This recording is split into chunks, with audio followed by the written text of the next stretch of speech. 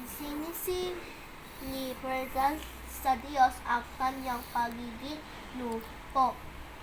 Lumpo? Ano yung lumpo, Papa? Lumpo, hindi makalakad. O, sige. Kung ano sagot mo, bahala ka sa buhay mo, test mo yan eh. Nananlig siya Jim na makakaon ng kanyang pamilya mula sa pananalanta ng bagyo. Tama. Si Bert at madalas pumunta sa simbahan para manalangin at humingi ng gabay sa Diyos. Hindi iniisip ni Jake ang pagod sa trabaho dahil alam niya na may Diyos na nagbibigay kanyang lakas araw-araw. Madalas bigyan ni Alex ang pagkain ng pulubi na dumaraan sa kanilang bahay dahil ito ay nakakalugod sa Diyos. Hindi pinapansin ni Bernice ang kanyang klase dahil sila ay magkaibigan ng rehiyon. Pati mo pinapansin yung kaklasmate mo.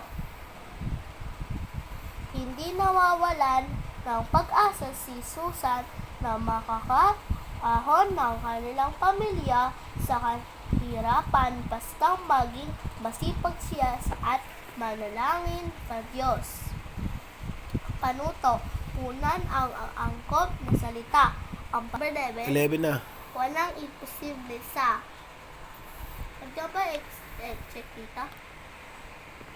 Dito ka pa lang, oh. Wala daw imposible saan. Na, Oh, sige, ilagay mo na. analig ng buong Oh, sunod.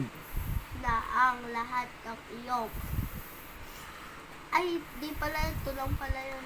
Dito sa number 30. Dito ko sa dito eh. Number 12 na. Ilagay mo na yung number 12. Ano ba yung number 12, Papa? Ha? Oh, lagay mo kung ano gusto mo dyan. Lahat ng iyong ay kanyang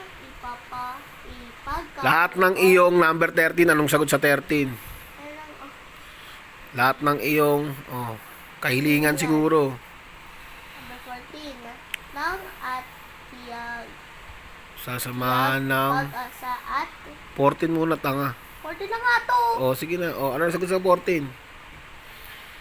Sipag Sige, bahala ka. sa kanyang hilingan din itang.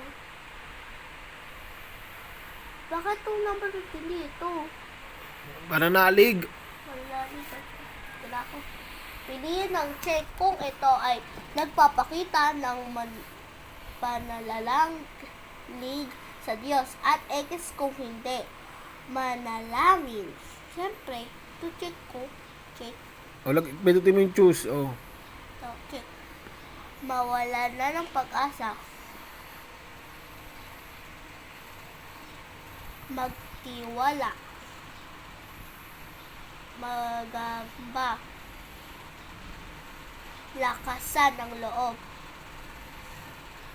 Pindutin ang wasto. Kung ang pangungusap ay nagpapakita ng pagpapahalaga sa mga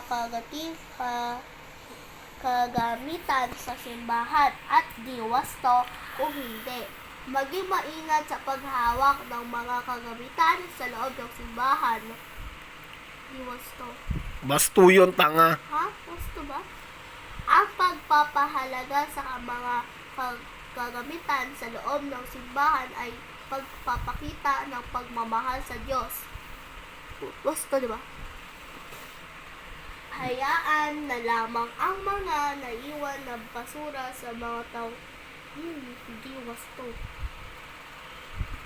Tapusin mo na, bilisan mo na. Magvoluntaryo sa pag-alis ng mga damo at kalat sa paligiran sa simbahan. Wasto. Magbigay ng mga kagamitan makakatulong sa paglilinis ng simbahan. Wasto. Basahin mabuti ang bawat bahayag o pangungusap sa bawat bilang. Piliin ang letrang D tamang sagot. Gusto mong manood ng pelikula, paborito mong artista sa araw ng Sabado. Wala kang ibang makakasama kung hindi ang kaibigan mong si Seventh Day Adventist. Ano ang gagawin mo? A. Ipagpaliban na lang ang panonood. Hindi napapansin ang kaibigan. Pilitin ang kaibigan na samahan ka. Aawayin ang kaibigan.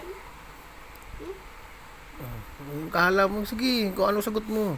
Nakita mong iba ang posisyon ng mga walis kapag nagdarasal sila isang Kristiyano. Ano ang gagawin mo? Ipiliin sa kanila ang iyong pamamaraan sa pagdarasal. Tutuksoin sila. Igalang ang paraan ng kanilang pagdarasal.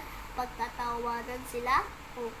Ano ang nararapat mong gawin kapag isa sa kaibigan mo sinabi sa'yo ng aral mo kanyang simbahan? Mahinahon na makipag-usap sa kaibigan. Iinom muna o tubig. Pakikinig sa kanilang aral, pagsangyang sa isang Diyos, pagdalo ng kanilang pagtitimpot, pag-iingay sa oras ng kanilang pagsamba. Ito makikinig. Tanga, hindi daw, ito yun. Ano ka ba? Alin sa mga sumusunod na sitwasyon ang nagpapakita ng paggalang sa paniniwala ng ibang tungkol sa Diyos? Nakikinig ng may pangalang ang mga batang Muslim habang pinag-uusapan ang mga gawain ng Katoliko. Pinagtatawanan ang dipatang nagbabasa sa Koran. Batang pinupukso ang isang bata na may hawak na rosaryo. Walang Sige na, pasa mo na. patak. Ano nakalagay?